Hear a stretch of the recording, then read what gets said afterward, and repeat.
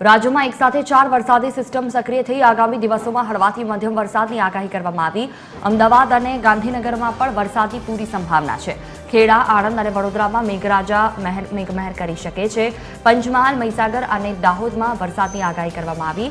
સુરત, નવસારી, વલસાડ, ડાંગમાં મેઘો વરસશે। સૌરાષ્ટ્ર અને કચ્છમાં પણ વરસાદની શક્યતા।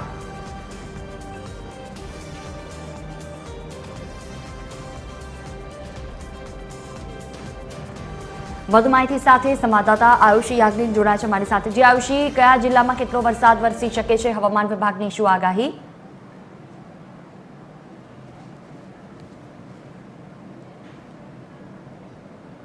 વરસાદી સિસ્ટમ ફરી એક વખત સક્રિય થઈ ગઈ છે। વેસ્ટર્ન ડિસ્ટર્બન્સ, ઓફશોર ટ્રફ છે અને જે મોન્સૂન ટ્રફ લાઇન છે તે પણ સક્રિય જોવા મળી રહી છે। શિયર ઝોન પણ સક્રિય છે। આ તમામ અલગ અલગ સિસ્ટમોના કારણે રાજ્યની અંદર ક્યાંક ભારે તો ક્યાંક અતિભારે વરસાદની આગાહી કરાઈ છે।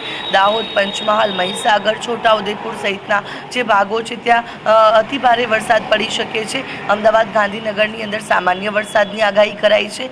સૌરાષ્ટ્રના કેટલાક ભાગોની અંદર પણ હળવા મધ્યમ વરસાદની આગાહી કરાઈ છે। અરવલ્લી, મહીસાગર સહિતના ભાગોની અંદર પણ ભારે વરસાદ પડી શકે છે। આ 4 જેટલી અલગ અલગ સિસ્ટમો છે તે સિસ્ટમના કારણે અત્યંત ભારે વરસાદ તો નહીં પડે, જોકે ભારે વરસાદની આગાહી કરાઈ રહી છે। સુરત, વલસાડ, નવસારી, તાપી, ડાંગ, દમણ, દાદરા નગર હવેલીની અંદર પણ જે ભારે વરસાદ પડી શકે છે। એટલે કે આ જે અત્યારે જે સિસ્ટમો જે સક્રિય છે તે હાલ રાજ્યના અલગ અલગ ભાગોની અંદર એક્ટિવ જોવા મળી રહી છે, જેના કારણે ક્યાંક અતિભારે તો ક્યાંક ભારે વરસાદ વરસી રહ્યો છે। આ પ્રકારનું વાતાવરણ આગામી 2 દિવસ સુધી રહેવાનું છે। 2 દિવસ સુધી રાજ્યમાં વરસાદી માહોલ યથાવત રહેશે। કેટલાક જિલ્લાઓની અંદર ગાજવીજ સાથે પણ વરસાદ પડી શકે છે, તો કેટલાક જિલ્લાઓની અંદર પવનની ગતિ પણ ખૂબ તેજ રહી શકે છે।